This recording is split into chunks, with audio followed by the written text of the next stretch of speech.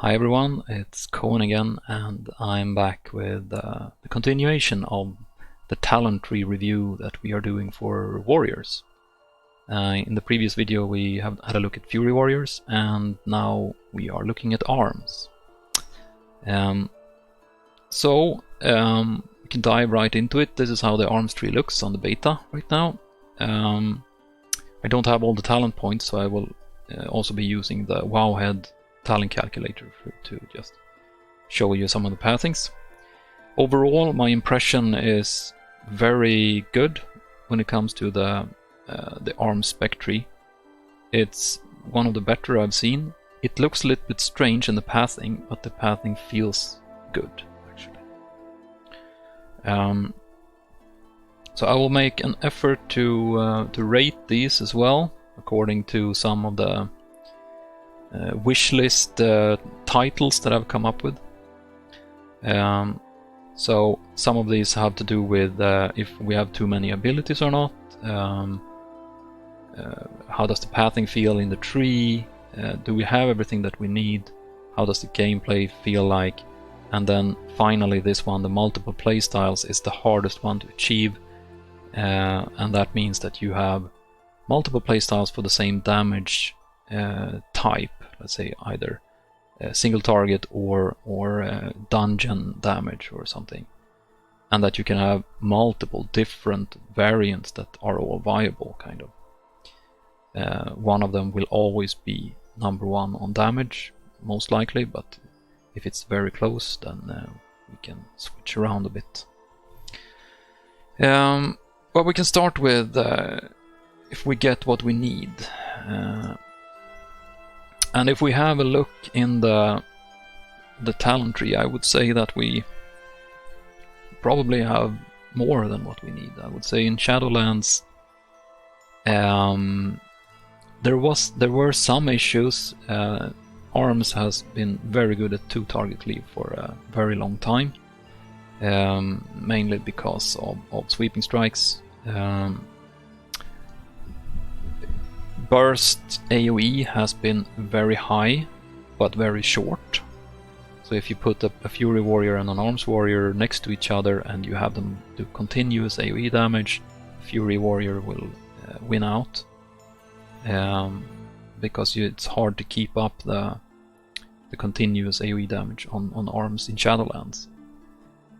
That has changed, I believe. So Rend has been like a pure single target thing, kind of, or you could target switch and put Rend on a second target maybe. But what we have now is that we can use Thunderclap for Arms, and then we can take this talent Blood and Thunder, where you rend your target and then you Thunderclap that target, and then it spreads to 5 nearby targets. So then you have 6 mobs that have rend on them. And that will help a lot with, let's say, continuous AoE, I think. So that's a big plus. The single target damage, I think, is more or less unchanged. We have basically what we had since before. What we can add is a talent for the avatar. That is either, this is the AoE version where you cast Bladestorm when you do avatar, and vice versa, but you can also do it with Colossus Smash. So avatar can also you cast Recklessness when you do either avatar or Colossus Smash. So you get a reduced effectiveness Recklessness, which will give you a lot of rage, and some, I would say, some critical strike as well. But to use this in single target, I think, will help a lot. It's kind of Signet, but it's changed a little bit. So it is more, these are more specialized now for AoE and for single target, I would say. Then Thunderous Roar you would probably take all the time, because your this one is so good for the bleed damage. So I would say I don't see... The only issue I see in what we need is that we need Sweeping Strikes to be off the global cooldown. And I would say if we got that, it would probably be perfect. So I would say almost perfect on get what we need. Smooth gameplay. It feels smooth. Right now the rage generation has been very high on the beta, and that always makes it feel more smooth than it will on live. But I think, according to what the Blue Post says, that they are not reducing the rage generation by a lot because they want it to feel good, which is nice to hear. But the rage generation on arms has always been a little bit lower than on Fury, or it's a slower hitting spec in general. But it actually feels very smooth. The only hiccup is the Sweeping Strikes part. But I would say that the Sweeping Strikes is... maybe you don't use that in all AoE scenarios. We will see. You have so many other options to take now with Thunderous Roar, and you have the Blade Storm, and you can buff Blade Storm in various innovative ways here. Ravager is gone, but you do have the Blade Storm, and also Dreadnought, where Overpower hits with this seismic wave. So this is also here. So I would say the smoothness is very high up there for arms.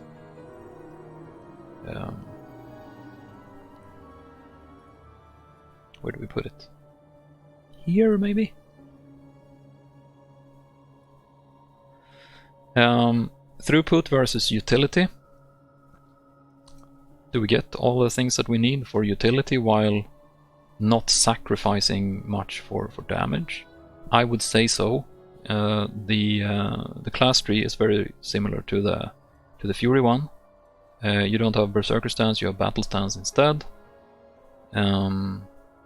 But other than that, it's very similar. And down here you have different choices for Avatar as well.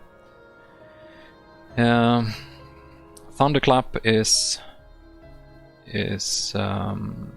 in the middle here, and for Fury you don't take Thunderclap, I would assume. It doesn't feel right to do it right now, but for arms it feels very right to do it because you have Rend that you can buff up in AoE situations, and that takes a few points away from utility maybe. But as I said, I don't have all the points yet here either. So I would say you get enough utility. It's a little bit... I mean, arms is always a bit squishy, I guess. You don't have like enraged regen, you have die by the sword instead, which is awesome when it's up, but it's not up very often. Other than that, you can feel like you are a little bit squishy. Now, we do have bitter immunity that you can take, like an extra potion, and that also removes all diseases, poisons and curses. It's on a 3-minute cooldown, but it's this will be very helpful, I think, for arms as well.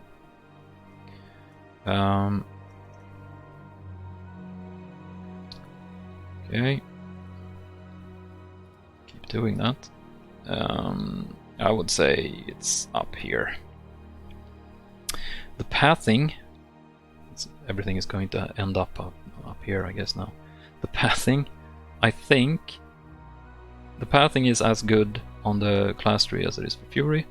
This looks weird because there are no paths here and there are no paths between here, but it feels right. It feels very intuitive because everything goes out from Colossus Smash, and then you can do pretty much whatever you want here. And everything here is connected to Bladestorm. These are a little bit innovative, I guess. The Fatality one, be very interesting to see what that would do, especially in a single target boss scenario. And then you have Juggernaut on the other side, which buffs up execute in the execute range. So this buffs your first execute, and then this buffs the rest of them. So it will be difficult to tell how this will look. Maybe in a single target scenario you will completely leave out these and then go down both paths. That would be my guess. But the pathing feels excellent, actually. I don't think they need to change it.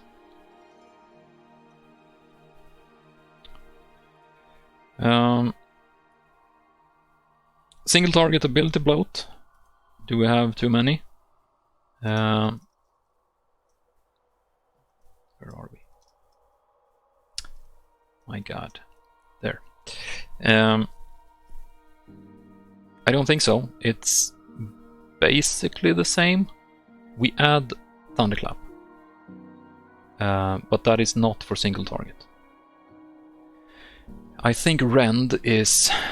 well, nothing is mandatory, but I would say that Rend would probably be in all of the builds. Skull Splitter might be something that we didn't take before, and I don't think you have to now either. It's extra rage generation, and I think you can leave it out if you feel bloated. You can also leave out Cleave if you're in a pure single target scenario. And you don't have to take Warbreaker and things here either. So I don't think you feel bloated. When I try it, I don't react that way. You have a lot of utility things here with the Bitter Immunity, a Store Bolt, and things that you can take. Piercing Howl, Berserker Rage, things that are more utility things, but in your short rotation I don't think you will feel bloated. Wow, okay. Where do we put this then? There's no more room. Look at this. How can the arms tree be this good?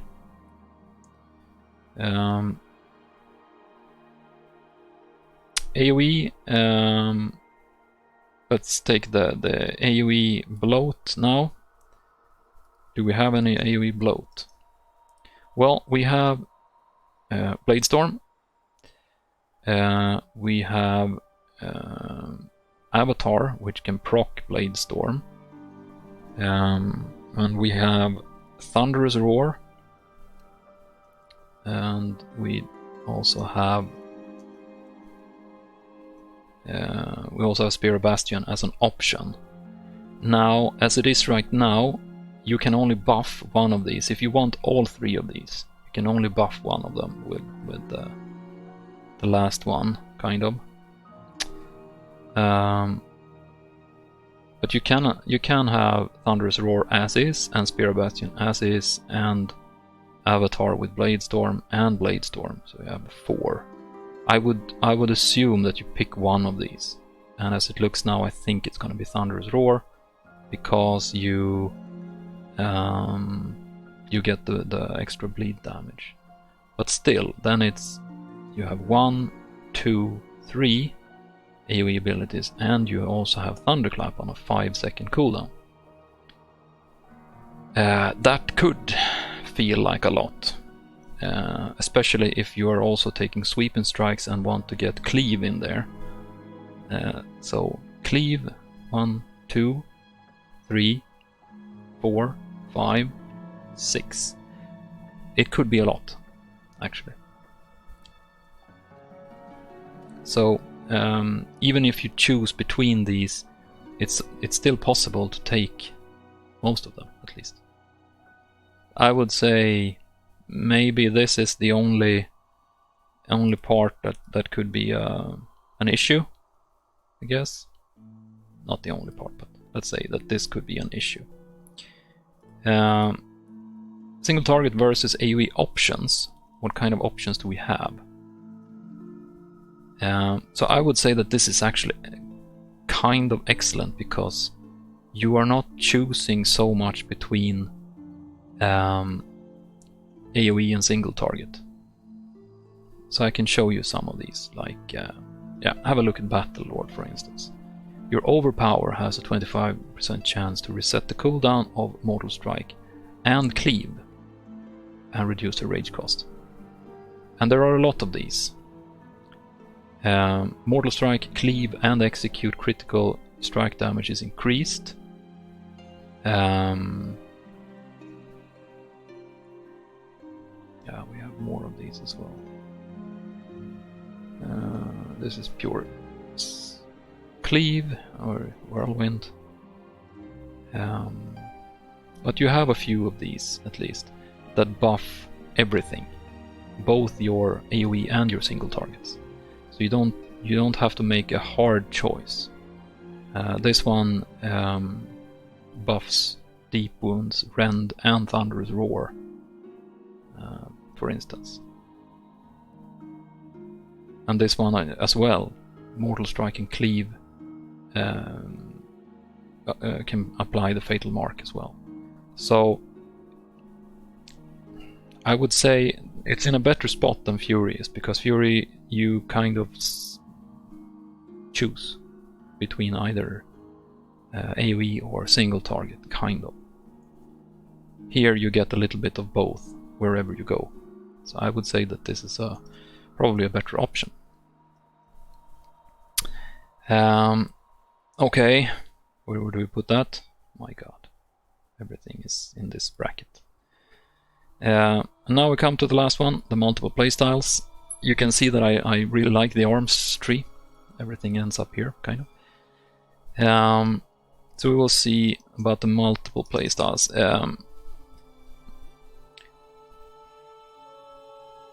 I would say that you have options here. Let's say for AoE you can opt out on going very hard on Bladestorm. I mean, this is also kind of Cleave, going down this side. This is more, I would say, single target, Execute. This is more boss related, I would say, but up here you have Cleave. You know, the actual Cleave and Sweeping Strikes as well. So you can, and you don't have enough points to take everything. And you can choose between Thunderous Roar and Spear of Bastion. You can even opt out for Shockwave if you want to, because you can super boost the damage on Shockwave. Will probably not be as good as these two, but the utility of stunning targets for 2 seconds every 25 seconds could be worth it in different scenarios. Single target, you have a lot of options as well. I think Rend will be a staple. Skull Splitter, I think, is something that some will take and not others. You can go very hard on Execute, which I think you might in a single target scenario. And go hard on everything that has to do with Mortal Strike as well. Yeah, so I think it's fine, actually. It's okay. This is a very difficult thing to achieve, that you can find different loadouts for the same damage type. So I would say that the multiple playstyles might end up here somewhere. It's not super excellent, but better than expected, I would say. Alright, that was the Arms Warrior tree, and I will see you next time for the prop tree. Okay, see you.